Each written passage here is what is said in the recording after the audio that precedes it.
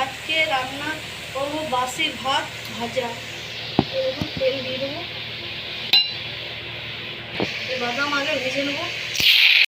বাদামগুলো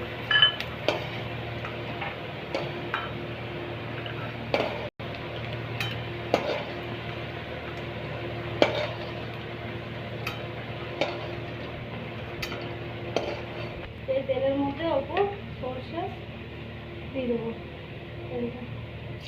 এবারে এই আলু ভাজা কেটে রেখেছি, আলু পেঁয়াজ লঙ্কা এগুলো সব দিয়ে দেবো।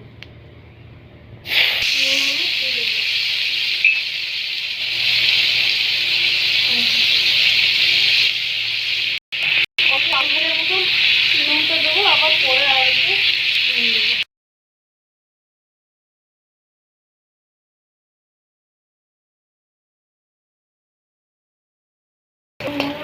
আলু ভাজা হয়ে গেছে, এর মধ্যে ডিম ফাটিয়ে দিয়ে দেবো।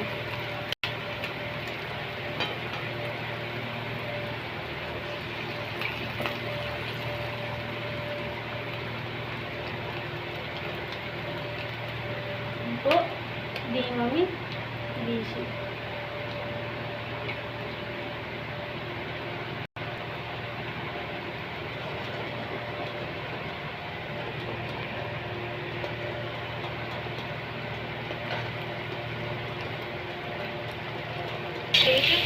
ডিম আর আলু ভাজা, এবারে যে বাসি ভাতটা ছিল এটা দিয়ে দেবো।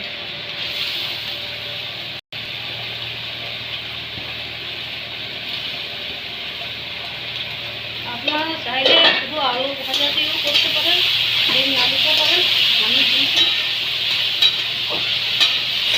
এবারে বাদামগুলো দিয়ে দেবো আর ধনে পাতা দিয়ে দেবো।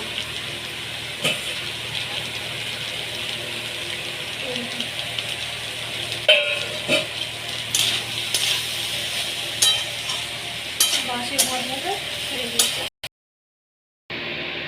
কত সুন্দর হয়েছে দেখুন।